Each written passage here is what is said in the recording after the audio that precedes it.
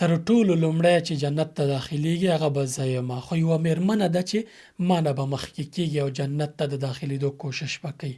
ما پوښتنه وکړه چې ای جبریله دا څوک ده؟ هغه وویل دا هغه څوک ده چې خپل اولاد ته نیکه تربیه ورکړې ده، خپل اولاد ته ښه تربیه ورکړې ده، په اسلامي او شرعي تربیه باندې یې لوی کړی دی. رسول الله صلی الله علیه وسلم فرمایي نیکه میرمن هغه چې خپل اولاد په دین او په دیندارۍ باندې ښه تربیه ورکوي، دا به له رسول الله صلی الله علیه وسلم سره جنت ننوتو کې مخکې کېږي، ترې هڅه به کوي چې مخکې داخل شي. ستا اولاد ستا دپاره د خیر تر ټولو ښه پروژه ده.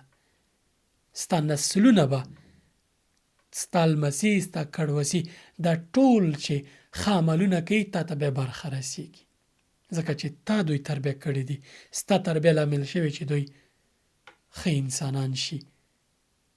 تر ټولو مهم شی دا دی د اولاد دپاره په تربیه کې چې ته یې د الله په لاره باندې برابر کړي، ته ورته د الله کلام وښایې او ته ورته دین ور زده کړې، د الله حقوق ورته وښایې، د نورو انسانانو حقوقو باندې پوه کړي.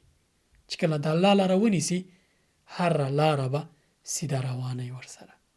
که د الله له لارې بې لارې شو، که دی د ایلن ماسک نم ډېره سرمایه درته وګټي او که په علم کې تر انشټاین ډېر پوه او که په موقف کې تر ولسمشرانو ډېر مقام او موقف ولري، خو هغسې نه یي چې الله یې غواړي، ته تر ټولو بدبخته انسان یې او یا پلاره ته تر ټولو بدبخته انسان یې. ستا اولاد باید هغسې شي چې الله یې درنه غواړي. دا امانت دی، دا امانت باید ته ضایع نه کړي. تر ټولو مهم شی دا دی چې د الله په کلام یې پوه کړي، د الله دین ور زده کړي. دنیایي مسایل به دی زده کړي، اما مهمه دا ده چې ته د آخرت ور لومړی کړي.